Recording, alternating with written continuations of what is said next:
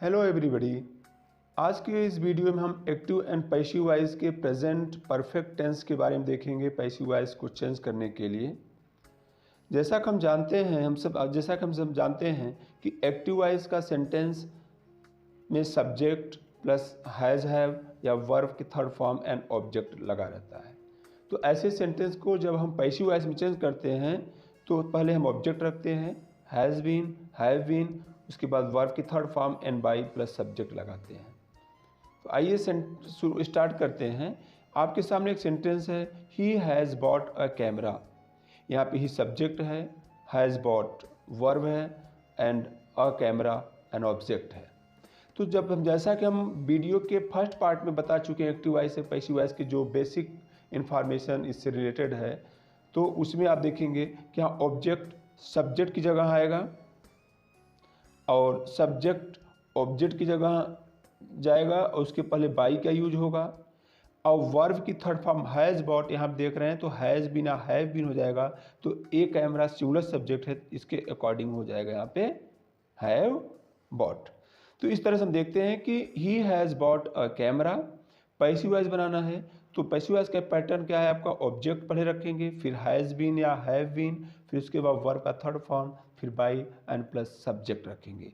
तो इस सेंटेंस में अ कैमरा पहले रखेंगे, एक कैमरा, उसके अकॉर्डिंग यहाँ पे देखो हैज़ बीन हैज़ बॉट है तो पैसिव वॉइस क्या हो जाएगा, has been bought, have been bought और हैज़ बीन बॉट। तो camera a camera singular subject है तो यहाँ पे हम हैज़ बीन बॉट लगाएंगे। उसके बाद बाई और बाई के बाद उसके बाद जस्ट हम सब्जेक्ट को ऑब्जेक्ट के प्लेस में रखेंगे, ही का हिम हो जाएगा।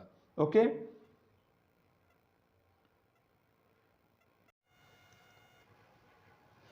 नेक्स्ट एग्जाम्पल लेते हैं, ही हैज़ सॉल्व द पजल।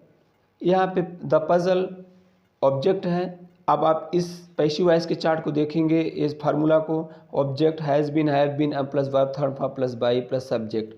तो यहाँ पे ही हैज़ सॉल्व द पजल, तो यहाँ पे हम द पजल ऑब्जेक्ट है, स्टार्ट करेंगे यहाँ पे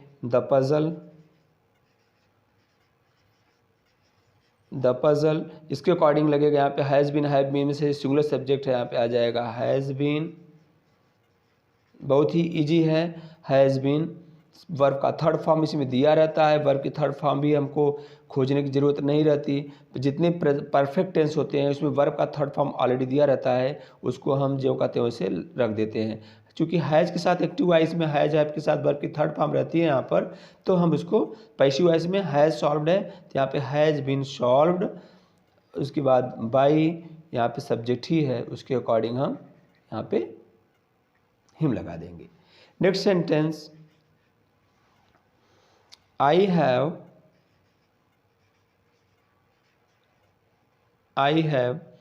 written a letter। I have written a letter।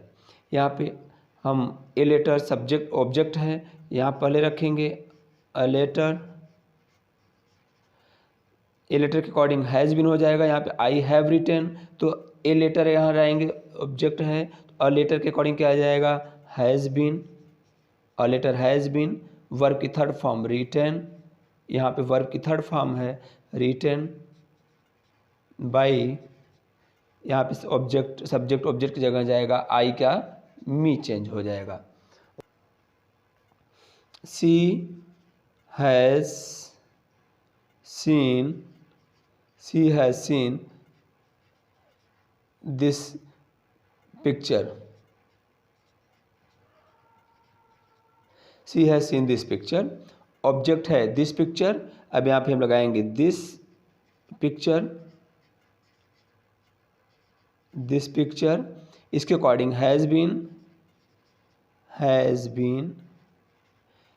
Third form already दिया है, हम उसी को थर्ड फॉर्म रख देंगे, सीन, बाई, यहाँ पे सी चेंज इनटू हर। ओके, तो आई थिंक दैट ये वीडियो जो है आपको अच्छी तरह से समझ में आ गया होगा कि प्रेजेंट परफेक्ट टेंस को पैसिव वॉइस में हम कैसे चेंज कर सकते हैं। जस्ट हम देखते हैं कि सब active voice, present perfect tense के एक्टिव वॉइस में हैज़ और हैव लगा रहता है, वर्ब की थर्ड फॉर्म होती है। और पैसिव वॉइस में क्या हो जाता है, वही हैज़ और हैव को हम चेंज कर सकते हैं हैज़ बीन और हैव बीन में, और ऑब्जेक्ट को पहले लगाते हैं और लास्ट में सब्जेक्ट रखते हैं और बाई का प्रयोग करते हैं सब्जेक्ट के पहले। इस तरह से हम देखते हैं कि कितने आसानी से प्रेजेंट परफेक्ट टेंस के पैसिव वॉइस को हम बना लेते हैं, कैसे इसको एक्टिव के से पैसिव में चेंज कर लेते हैं।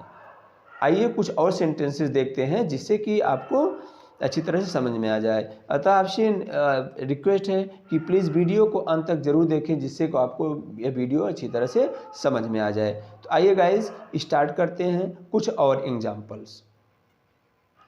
नेक्स्ट एग्जांपल है आपके सामने, he has sold his old car. यहाँ पे ओल्ड कार आपका ऑब्जेक्ट है, यहाँ पे हिज ओल्ड कार आपका ऑब्जेक्ट है। तो यहाँ पे हम पहले रखेंगे हिज ओल्ड कार, इसके अकॉर्डिंग क्या आएगा, हैज़ बीन आएगा, चूँकि his old car singular subject है, हैज़ बीन सोल्ड बाई, यहाँ पे ही का क्या हो जाएगा, हिम। इस तरह से हम देखते हैं कि जब हमारा सेंटेंस यहाँ पे कभी ऑब्जेक्ट एक वर्ड भी होता है, ऑब्जेक्ट एक से कई और वर्ड हो सकते हैं, 2 वर्ड्स हो सकते हैं, 3 वर्ड हो सकते हैं। He has sold his car, तो इसमें क्या बेचा है, what sold his old car. तो यहाँ पे आप देखते हैं 3 वर्ड ऑब्जेक्ट हैं, तो यहाँ पे हिज लाएंगे हिज ओल्ड कार, इसके according has been sold by him. अगर हमारा एक्टिव सेंटेंस निगेटिव है तो सिर्फ इसमें हम हैज़ नॉट बीन और हैव नॉट बीन लगा देते हैं। जैसे I have not completed I have not completed my work। I have not completed my work। Negative sentence में जहाँ पे हैज़ बीन और हैव बीन है, पैसिव वॉइस में उसमें हैज़ नॉट बीन और हैव नॉट बीन लगा देते हैं। तो ऑब्जेक्ट क्या है, माई वर्क, जस्ट यहाँ पे हम लगाएंगे माई वर्क। अब माई वर्क के अकॉर्डिंग क्या आ जाएगा, सिंगुलर सब्जेक्ट आ जाएगा, सिंगुलर वर्ब आएगा हैज़ बीन। तो यहाँ पे क्या हो जाएगा, has not been by has not been completed, has not been completed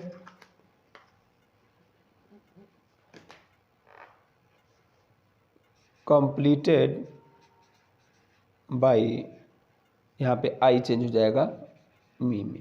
तो हाय गाइज, हम क्या देखते हैं कि जस्ट जब हमारा निगेटिव सेंटेंसेज होता है एक्टिव वॉइस का हैव नॉट, तो यहाँ पे इसके अकॉर्डिंग हम हैज़ नॉट या हैव नॉट बीन के साथ वर्ब की थर्ड फॉर्म लगाते हैं। परफेक्ट टेंस में ऑलरेडी वर्ब की थर्ड फॉर्म लगी रहती है, बस सिर्फ हम उसको पैसिव वॉइस में वैसे लिख देते हैं। अगर इंट्रोगेटिव सेंटेंसेज होता है तो हम कैसे सॉल्व करते हैं। इंट्रोगेटिव सेंटेंस में जैसे है यहाँ पे है हैज़ पहले आया है, has he done his work, has he done his work. अब यहाँ पर जब has he done his work आता है तो इंट्रोगेटिव सेंटेंसेज में हम पहले हैज़ या हैव पहले रखेंगे, वो भी ऑब्जेक्ट के according. His work singular subject है तो इसके अकॉर्डिंग हम क्या लगाएंगे, पहले हैज़ पहले रखेंगे, उसके बाद ऑब्जेक्ट रखेंगे, हैज़ हिज वर्क बीन को हमेशा हम वर्ब के पहले रखते हैं, मेन वर्ब के पहले जो डन है, बीन डन बाई, यहाँ पे ही चेंज इनटू हिम, ही का क्या हो जाता है, हिम। इस तरह से हम देखते हैं कि निगेटिव सेंटेंस को और इंट्रोगेटिव सेंटेंस में कैसे चेंज करते हैं। निगेटिव सेंटेंस में जब हैज़ नॉट हैव नॉट है एक्टिव वॉइस में, तो उसमें हम हैज़ नॉट बीन और हैव नॉट बीन में चेंज कर देते हैं। जब इंट्रोगेटिव सेंटेंसेस हमारा हैज़ या हैव से स्टार्ट है तो हम पैसिव वॉइस में भी हैज़ या हैव पहले रखेंगे, वो भी ऑब्जेक्ट के अकॉर्डिंग, उसके बाद बीन और वर्ब की थर्ड फॉर्म। तो एक चीज़ याद रखना है हमें कि जो बीन आता है वह मेन वर्ब की ठीक पहले लगाते हैं। मेन वर्ब हमारा डन है, ये ठीक बीन इसके साथ ही रहेगा।